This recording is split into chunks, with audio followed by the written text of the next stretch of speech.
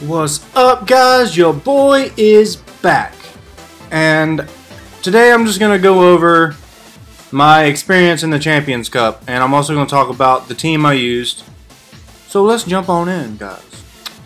So it was last Saturday, the Champions Cup, and I had a pretty good turnout. I went 7-2. I was on the bubble from round 5. After round 5 that I lost, I was on the bubble all the way to the 9th round and ended up losing the 9th round. So I'm just going to kind of like briefly explain rounds 7, 8, and 9 because so basically what happened was I realized I had a bunch of time in between each game that I could actually be spending a little bit of time with my wife and my son, and I had no idea that it would be like that. So they were at my father-in-law's house all day while I was doing that, and about round 5 I said, you know what, there's enough time in between these rounds, I could probably make it to their house. I mean, it's a 10-minute drive. I was sitting like 25 minutes in between each round. So I finished up my round 6, and so when I'm done with round 6, I'm packing all my stuff up. I'm trying to get out the door. My wife's driving, and we're like halfway there, and they say round 7 is up. So I'm like, oh man, this is really not good. So I'm like, I have 5 minutes to get to their house, and we're about 5 minutes exactly away if you don't hit any red lights. Well, anyways, I ended up getting late to the match, and I'm supposed to have a game loss. But my opponent's super cool. He says, you know what, dude, we're going to play best 2 out of 3 the way you made it here, like literally 30 seconds after that. So, had a really cool opponent. He let me play. I wish I could feature his game. He beat me game 1 too, so if he would have took the game loss, I would have been out right there. But I ended up winning games 2 and 3 in round 7 against him. I can't exactly remember.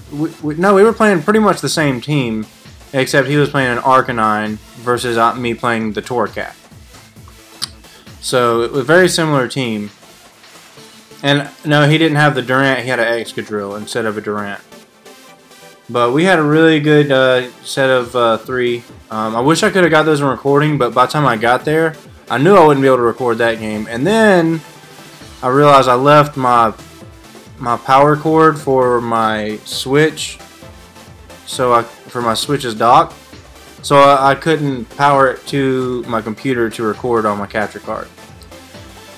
So that felt really bad, especially since I had some really great games. So round 8 was, oh man, it was an intense nail biter. So we both literally opened up the exact same starts, all 3 games. So I opened up Gothitelle Durant, and he would open up Durant and Milotic. Every game we did the same thing. So game 1, it was really close, and I ended up max lightning the Milotic twice, and he ended up, I can't remember what he used into, but he basically had to double up 2 of his G-Max moves into Gothitelle. And then we basically had a slow nail biter game. Game 2, I won game 1, and he won game 2. Both of them were really close games, but game 3 is the one I want to talk about because we were both down to Tyranitar Durant at the end, and my Tyranitar had very little health. No, wait, I'm sorry. He had Rotom Heat and Durant, and I had Tyranitar Durant. So it comes down to the last 2 turns, and my Durant is still pretty much full health except for Life Orb damage that it had been taking. And my Tyranitar was hurting in around like yellow bar, somewhere in there. And I'm thinking he's going to just straight up overheat directly into my Durant, and I'm going to lose this. And basically what happened was his Durant was faster than mine because he had max speed, I'm pretty sure, and mine's only 188 instead of 252. So his Durant got to go first, and an Iron Head, and his Durant landed, it never missed an attack, ever, the entire set, with Hustle. So he Iron Heads, kills my Tyranitar. So I'm literally like so I clicked Rock Slide on my Durant, And I'm just sitting here looking like his almost full health Rotom Heat is about to overheat into my Durant and I lose. Well, I get a Rock Slide, hit both of them, and I critical hit the Rotom Heat and kill it. So, super lucky of me. And so now it's down to Durant and Durant. And his Durant is about yellow bar, mine's in just above green bar. He hits me with an Iron Head, it barely does anything. I was like, oh man, he's going to flinch me. He takes some Life Orb damage. I hit a Rock Slide and put him almost at kill percent. So basically I'm just saying if I live the next attack from his Durant, he'll die to Life Orb. And that's what happened. I literally won because his Durant died to Life Orb, and my Durant had like a smidgen of health. I think it had 7 health left. So that was round 8. So I'm 7-1 at, is that right? Yeah, 7-1 at that point. So round 9, the deciding match, I'm going against a rain team. And this Ludicolo, game 1, he opened up Ludicolo and Arcanine. And I opened up Gothitelle Tyranitar. And he goes Helping Hand Max Geysers. And one-shots my Gothitelle. Right away. And my Tyranitar maxed. And didn't kill the Arcanine. And he just literally slapped me with Ludicolo from there. It was a very quick game. Game 2, I managed to find my only way of beating this guy was, I was like, okay, this time he's not going to do the same thing. So what I went for an immediate Trick Room with Gothitelle. He didn't open up with the Helping Hand this time. Can't remember what he opened up with. What did he open up with that game? I don't remember, but it was Ludicolo and something else. And I go Protect Tyranitar. He goes Max Geyser into Tyranitar, procs my weakness policy, which was incredible. I get off my Trick Room and I sweep his whole team with Tyranitar. It was another really quick game. And then game 3, I realized what I should have done was probably ally switch Gothitelle and Max Tyranitar to get the weakness policy proc. That's probably my only way I could have won. But I choked and I tried to do the exact same thing. And he opened Duraludon Ludicolo, doubled up into my Gothitelle, and my Tyranitar was just left not being able to do enough damage to anything. So I ended up losing there. So I got 12th place in the Cynthia leg.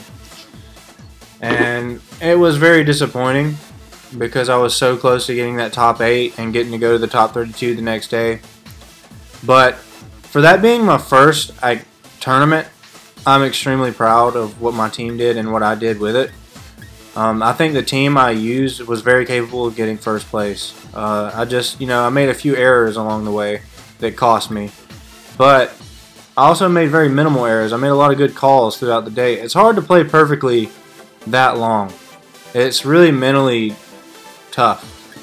But I'm going to show you the team here. This was also the team that got 4th place at Malmo. So it's not a rental team. I'm just going to rental to show you how it goes here. We're going to go manage teams share. Here's my team here. We're going to check it out. So I'm going to talk about each Pokemon and how they did for me in the tournament. And I'm going to start with Torracat because he's the most interesting. Torracat, I kind of wish would have been Arcanine in a lot of matches. I wish it would have been. But it also kind of was really above Arcanine in a lot of ways because it does get Fake Out and Parting Shot. You just sacrifice a little bit of speed. Actually, I think he's actually faster than Arcanine. I'm not sure. But you sacrifice a lot of bulk for sure. But you get a better move pool in return of that. So you get 2 Fake Out users on the team. He has U-Turn and Parting Shot. The Parting Shot won me a game for sure. That's the only thing that actually was able to win me one of the games. I think it was round 4. The Parting Shot won me something. But the U-Turn I used like one time, and it was to literally, which actually turned out to be really great. It was to double up into an Indeedee, and I got the kill on the Indeedee.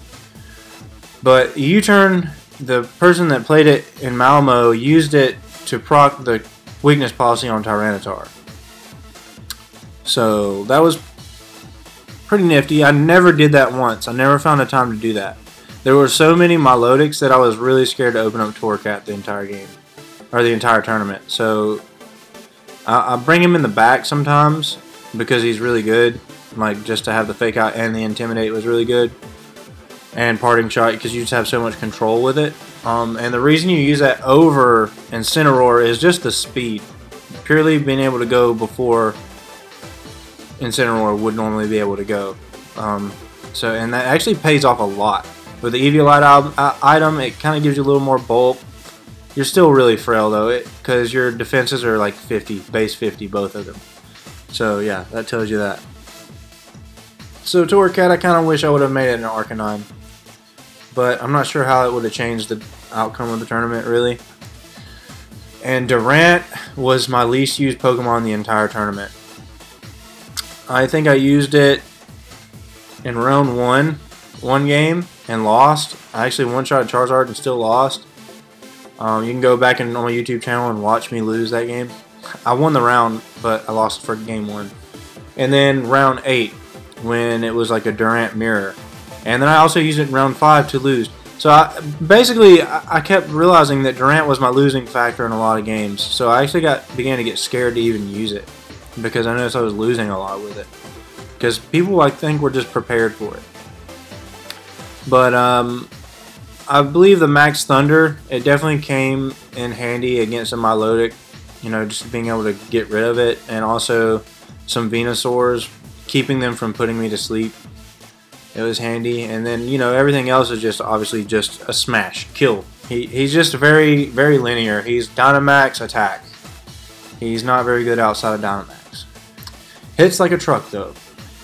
Tyranitar was the MVP of this team overall. I mean, he was probably in 80% of my opens. Pretty much. 80% of my opens were Tyranitar. Tyranitar, Gothitelle were my favorite 2 Pokemon on this whole team. So this was a weakness policy set with 0 speed investment. Minimal attack investment as well as mostly bulk investment. And it really paid off because nothing really can one-shot Tyranitar, especially through Dynamax. Like, you're not getting one-shot. And it's going to give you a lot of time to proc your weakness policy and set up a Trick Room and just sweep. And I decided to go for Stomping Tantrum over, like, the fighting move. I can't remember what it's called at the moment, the 120 power one. Mainly because of the coverage. I wanted that move because I needed a better way to deal with Duraludon when I was in max. And the special defense boosts are really nice. Especially when you have like something that's already extremely special defensively bulky like Milotic or Sylveon. Paid off a lot, those buffs. Especially going against Laprases and stuff, like, because they already don't hit very hard to begin with, and then you add an extra little buff onto you, and now they're not hitting you hardly at all. So, pretty standard. I mean, everyone knows how to work a Tyranitar pretty much. So, that's just my set I used. The Gothitelle, honestly, was probably the glue of the whole team. I mean, it's the main thing you open with because of the Shadow Tag ability, which prevents anything but a Ghost type from retreating. So if they decide they want to open up like a Charizard and you open up Gothitelle Durant, the Charizard's locked in. He can't retreat. He's stuck. He can't back out. He just has to do what he does and die. Not that I ever used Durant, but you know, same thing with Tyranitar. You put them in a bad spot and they're stuck in that bad spot. And the Cassiberry was almost useless, actually. It seemed like I was getting hit with nothing but dark type moves. Never got hit by ghosts. It came in clutch like one time. If it would have been a Dark Berry, it probably would have been 10 times better. But that's kind of just, that kind of depends on your matchups. That's not like really a bad choice, I think. But also most people probably expected it. So it might have been a bad choice. Obviously the Fake Out is pretty self-explanatory what you do with that. The Ally Switch was such an amazing move to have because it kind of rolls the dice for you when you're in a bad spot and it gives you an option to get out. You know, like Gothitelle can take the hit over Tyranitar or Durant or Milotic or whoever you're trying to save. It kind of gives your opponent like this sense of insecurity of they don't really know what to do, especially when they know you have it. It's kind of weird. And Trick Room won me a lot of games with Tyranitar because that policy. A lot of times when I knew I was in a bad match, like I knew I was going to take a water move or a fairy move to Tyranitar, I would literally go ahead and set up Trick Room instead of Fake Out turn 1 and protect the Tyranitar, and they would max proc my weakness policy. I'd take very minimal damage because of the protect, and then I'd be set up to just sweep through their team. So that was a really clutch move. And Psychic, Gothitelle actually won a few games being the last Pokemon on my team. So that's pretty cool. So Psychic was pretty nice to have. I wouldn't change this set at all. You could arguably change Ally Switch to Helping Hand, but that's about it. Milotic, this is a different set. You see a lot of people running the Coil Hypnosis stuff. I didn't want to run that garbage, and it paid off a lot. Because there was a lot of games where they would straight up just taunt my Milotic immediately.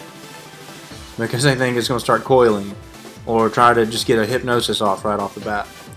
And instead I just ran Muddy Water Ice Beam. I literally just ran this thing to scare away people and trying to intimidate my Tyranitar and Durant.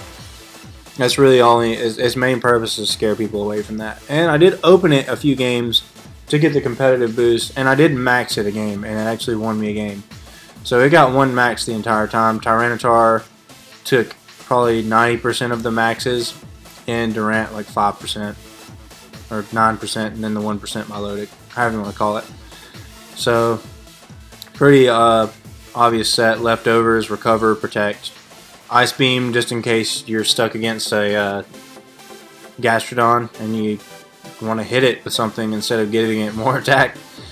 And then Sylveon was not as useful as I would have hoped. There were very little. There was almost no Dragapults the whole game, the whole tournament, and there was almost, I think I played against literally 1 Kinkeldurr. And that's really what it was for. It's for kind of setting up in the back and sweeping what Tyranitar or Durant couldn't finish off. It did a great job though. I used it a lot as like just armor for switching in a lot of times because it does have a 130 base special defense. So that's pretty nice. And the Yawn came in clutch 1 time, I think. Quick Attack came in clutch actually 1 game and actually won me the game because I could kill. What was it? I think it was a Kinkeldurr. The 1 Kinkeldurr I played, I Quick Attacked him and got the win because I had Quick Attack. So I mean, there was a few times Sylveon came in handy, and the Throat Spray was nice. But a lot of times I felt myself not even wanting to Hyper Voice. Sometimes I just wanted to Yawn or Quick Attack to get the last little bit of damage off on something. But that's the team, guys. That's what I used right there. And that got me a 7-2 run. And I think I got 2 2-0s the entire tournament. And I got 2-0'd once. And the rest of my games were 2-1s. So this team performed exceptionally well. And I will plan on using these Pokemon again. I'm thinking about, switching out the Durant for an Excadrill probably. And I don't know if I want to change Torracat to Arcanine or not yet. I'm probably going to change Sylveon as well. But the base of Gothitelle, Milotic, and Tyranitar, I love. Those 3 Pokemon work so great together. But that's my spiel for today, guys. That's my team. If you want to see this team get used, and you somehow missed, my last 5 uploads of the tournament, and I'm going to upload 1 more. I got round 6 coming tomorrow. Sadly, like I said, there's no 7, 8, or 9. And it really disappoints me, greatly. But, anyways, guys, tell me what you like about the team. Tell me what you would have changed about it. If you have any questions about it, throw me some comments down below. Leave me a like, subscribe. And as always, guys, God bless. Peace.